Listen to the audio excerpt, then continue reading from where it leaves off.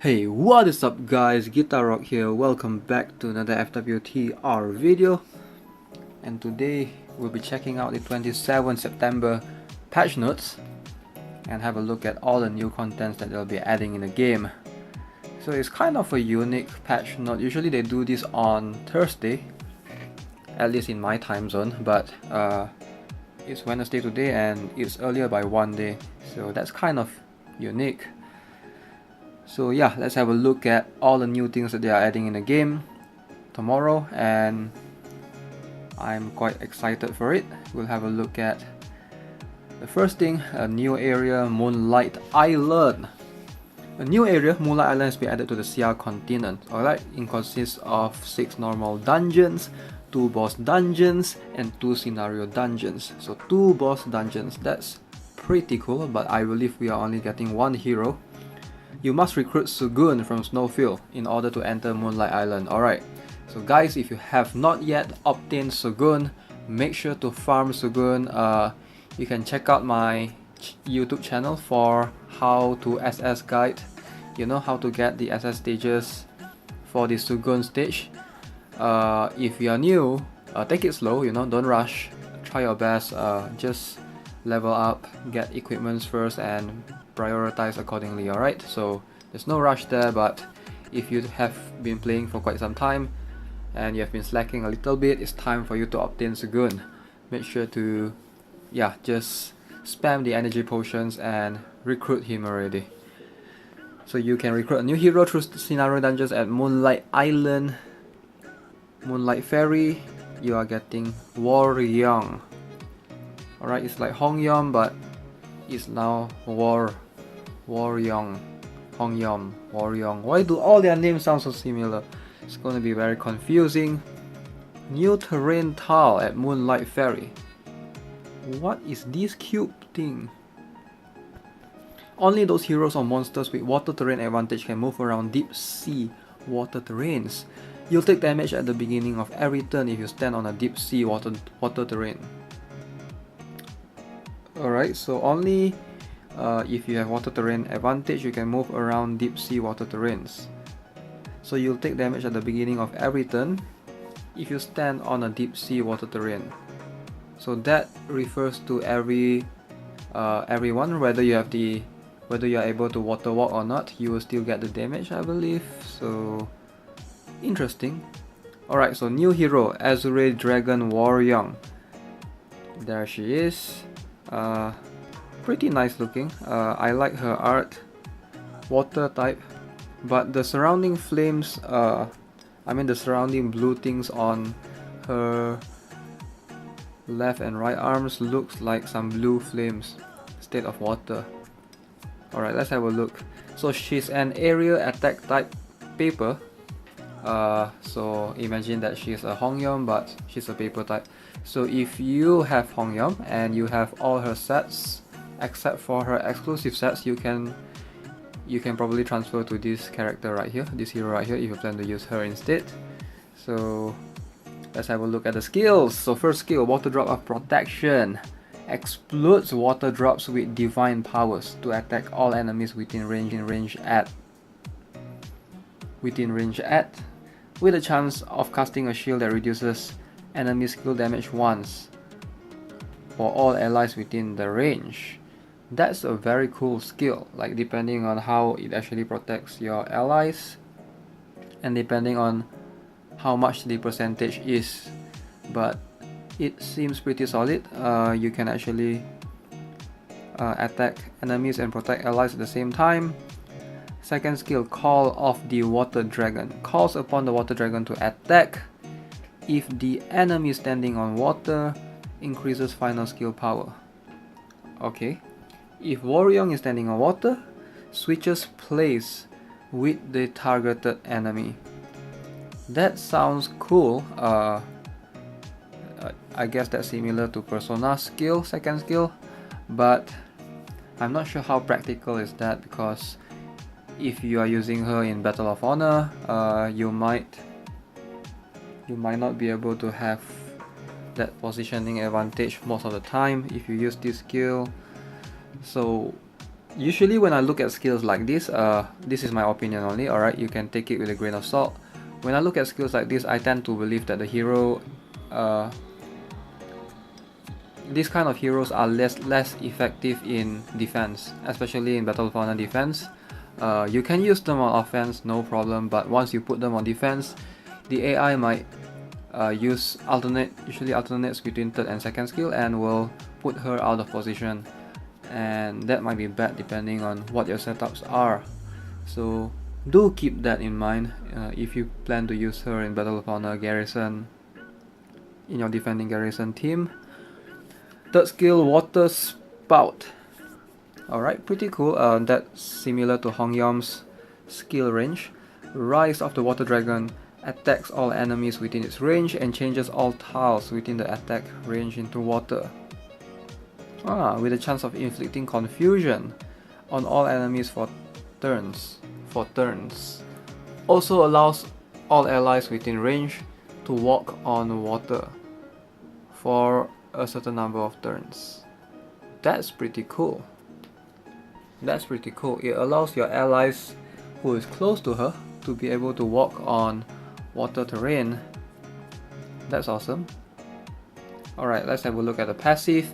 Azure Dragon's Energy. At the beginning of the turn, if Waryoung is standing on water, or if there are more than a certain number of enemies within nearby tiles, creates a shield that reduces enemy skill damage once for a certain number of turns. That's pretty cool. Very good passive as well. So a lot of her skills involve around protecting allies, and I really like it. Like, she can definitely be viable as a partly support type. You don't really need, like, she might be able to replace Chris with High Human Guardian, because that's what I'm running right now in my team. I need Chris with High Human Guardian to protect my carrot, which is I'm running 3 attack types actually, and they are quite squishy, so I might replace her depending on how she fits, you know, and we'll see. So far I'm really liking her skills. Awakening skill, Azure Dragon's Zone. Causes a giant explosion with water to attack enemies within its range. If there are more than a certain number of enemies within the skill's range, inflicts confusion on enemies for a certain number of turns with a chance. If there are more than a certain number of enemies, increases the final skill power. Alright. We don't know how many turns the awakening skill will take, but I'm going to assume within 3 to 4 turns, similar to Hongyom's one. Raizel and Raskreia Awakening. Alright, so we have probably seen this coming already. So you can have a new awakening skill on Raizel. Overpower the enemy with the Noblesse authority to attack and immobilizes them for a certain number of turns. Prevents all buff effects by sealing them, also removes all buffs. Seems like a pretty cool awakening skill, but we'll have to see the modifiers and how it actually affects the prevents the buff effects wise. It adds seal effects, so that's pretty cool. I hope that it has at least 2 turn cooldown, then he'll be great to use. Raskreia releases the power of Ragnarok to attack enemies while ignoring defense. If the target is a boss monster, then their attack and max HP decreases for a certain number of turns. Alright, so they're trying to make her good against boss monster. Alright, let's have a look at their skill rebalancing. So this is Raizel's one. Noblesse Judgment. I believe that's the passive skill. So he develops a resistance that creates 10% chance of ignoring abnormal status effects. Also achieves 25% higher attack when his HP is 50% or more, 49.5%, that's almost 50%. So 25% higher attack. That's pretty cool. That's a passive that would help him out a lot. Previously was 13.8%. Wow, that's a pretty big jump. Alright, so attacks an enemy with 150.5% attack with 60% chance of charming it for 1 turn. I believe this is his first skill. Additionally, recover 6.5% HP. So they removed the condition. Previously the target's HP need to be below a certain percentage. So right now it just recovers his HP if he spams the first skill. So he might be good in certain guild raids map, where if you have this set, there's this set called Blood Seduction. So that set actually it makes you receive DOT every turn, and you have to roll DOT on your accessory or else the heroes might die. But if you have Raizel in your team, and I have a feeling that set will fit Raizel quite good. If he's allowed to use his first skill, maybe you can spam third and first and alternate between these two, and he should be able to sustain. 6.5% HP is quite a lot. So yeah, that could be something to consider. Alright, Blood Field. Summons a bloody field that attacks enemies within its range at 178.6% attack and burns 120 MP. Alright, so now they're changing it to burn 180 MP and decrease enemies attack by 20% for 2 turns. Alright, pretty cool. I really like the Blood Field. It's a very good skill. It burns MP, and Raizel was the first hero to have this. They introduced Raizel after that. Raizel is a Blaze Blue hero that has the ability to burn mana as well, but she needs a soul gear, her special soul gear. Alright, Bloody Wings. This is his third skill. Spread Bloody Wings, attacking enemies in a straight line at 205.8% attack and increase selected target's skill MP cost by 150% for 1 turn. Pierced enemies receive 35,000 additional fixed damage at the cost of 10% of Raizel's remaining HP.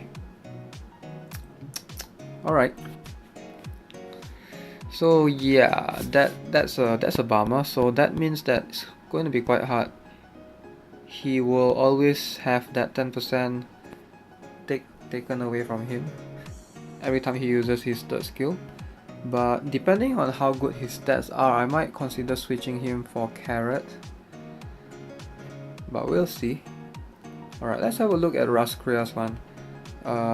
Passive skill has a 14% chance to resist at normal status. Come on man, you need to add more. That's very bad. Like, it's just 14%, and I wish they would increase it to 30% or something.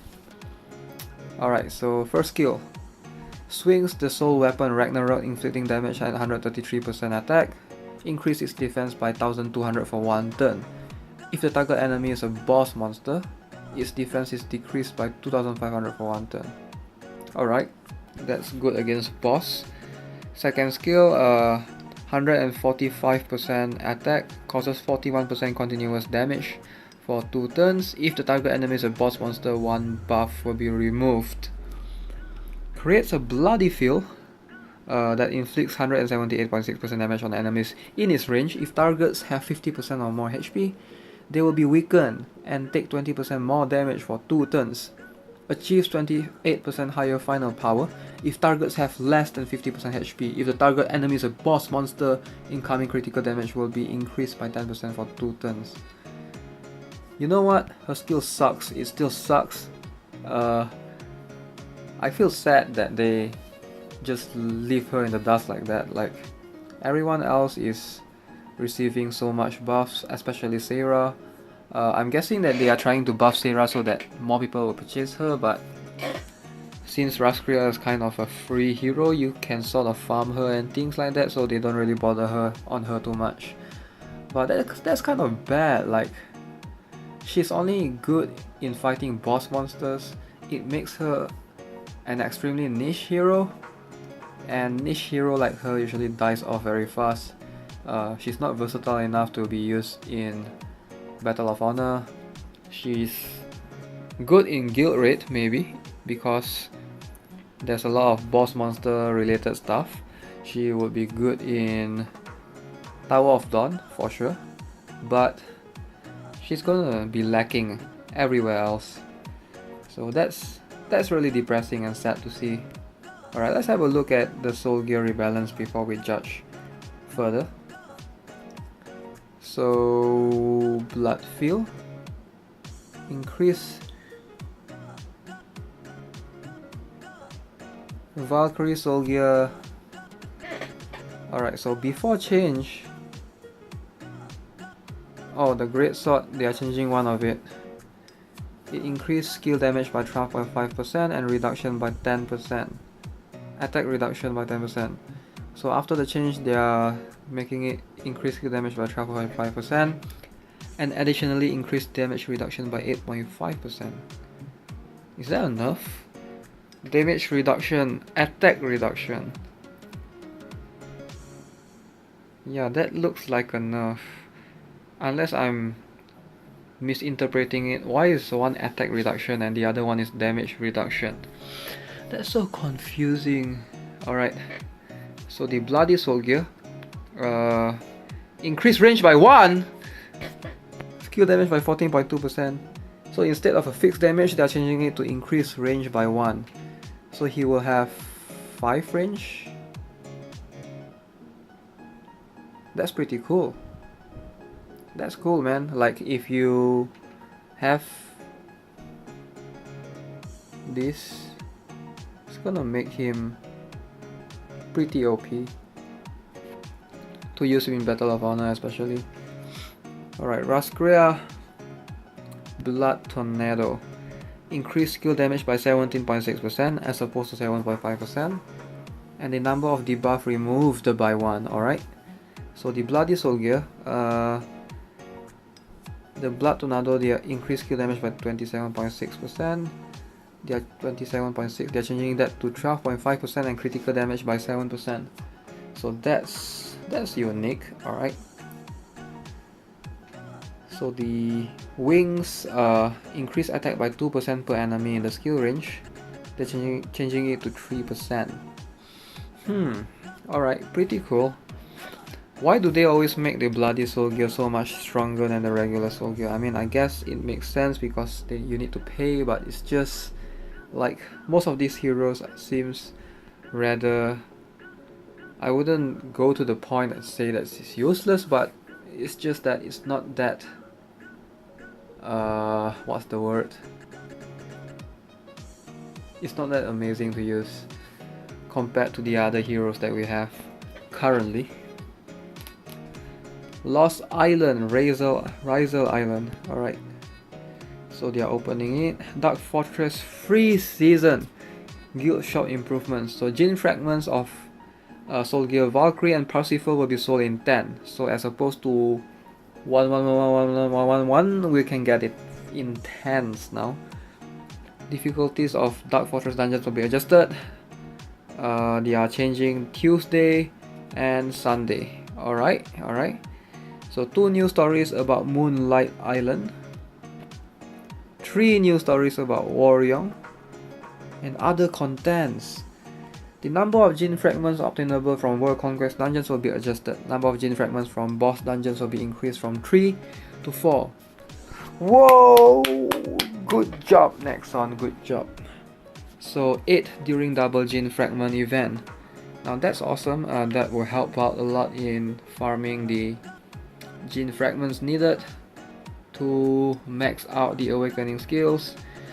The number of gene fragments obtainable from Dimensional Breakthrough will be adjusted. The number of gene fragments from Dimensional Breakthrough will be 3 times as much. Good job, good job. Makes much more sense now. You don't have to spam DB anymore. The number of gene fragments required for awakening for certain heroes will be adjusted. Alright, so they reduced Jack, Jenny, Sonic Boom Mask, Deborah, Dolores, Lance, Carrot, and Pony. Pretty cool. Awakening skills adjustments. Straka. 1 turn for Straka! Oh my god. Ignores. Man, 1 turn for Straka. That's very good. Because this skill ignores 5100 defense. Immobilizes them for 1 turn. What? 5100 ignore defense. That's a pretty OP skill, and you get to use it in one turn. Cool. I might consider testing him out. Deborah, she'll have awakening skill in one turn as well. 238.8%, and targets cannot be healed for 3 turns. Enemies under DOT receive all the remaining DOT damage at once.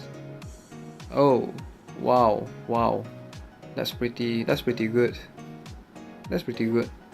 Momo, alright, drops onto the enemy camp riding, alright, attacking at 235.9% attack, causing additional 80,000 defense ignoring damage. Resets Momo's passive effects. Taihua is now 2 turns. I believe he's at 3 before this. 338.8% attack. Alright, pretty cool. Waryoung is at 2 turns as well. 333.9% attack with 180 and 40% chance of casting delay effect that activates in 1 turn. Oh my god, they are increasing soul bad guys awakening skill to 3 turns. Well, RIP soul bad guy users, but I guess this was to be expected. I think I see lots of people complaining about soul bad guys awakening skill being broken in BOH. Maze now is 2 turns. Alright, I can adjust to that. I use May a lot, so that might take a bit of time to adjust to, but I'll get used to that. I don't think I have any problems since her disarm is pretty useful still. Alright, anyone else? That's about it. October Tower of Dawn, October's attendance rewards. Did they change that to... Did they change something? It seems like they have changed some things. The awakening crystals, those are new. User convenience improvements, alright. The hero you selected will be displayed at the top of the equipment window. The selected hero will be at the top under different tabs. If you enter the equipment window from the hero info menu, the according hero will be at the top. What? I don't get this. Can someone explain to me in the comments section below? Yeah. The selected hero in the set equipment info window will be at the top. How's this useful, man? I'm not sure if it's better or is it making it worse, but we'll see. Event, new items at the event shop. Alright, they are adding Raskreia Gene Fragments and her exclusive set, which you can purchase. Her exclusive set only gives allies defense by 450 and all allies HP by 1500. They need to buff it, man, like make it like increase allies defense by 600 and HP by 3000. Then it makes much more sense. Like by itself, this is a pretty bad set, but we'll see. Thanksgiving special attendance event. Alright, so we have a chance to obtain Awakening Golem Fragments, Energy Potion, Transcendence Ticket, and Hero's Mark Summon Scroll.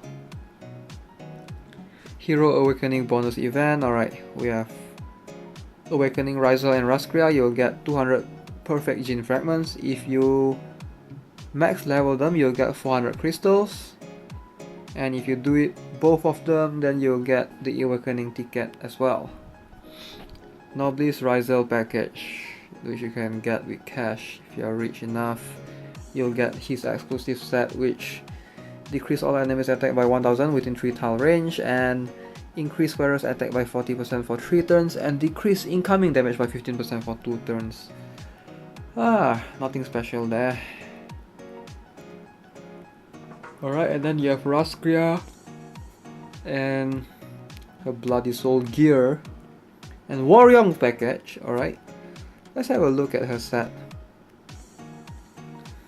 Cold Haze, decrease all incoming damage by 10% while on water terrain. Alright, similar to Hongyom's one. Increase attack by 60% and resistance by 20% during the first 3 turns. Oh man, why does it have to be resistance? Alright, we'll have a look. Wow. Pretty cool looking costume. 700 days celebratory gift. Is it a gift? No, it's a package that you can purchase. Purchase limit 1. Not interested. 100 crystals. Yeah, most likely it's like cash only.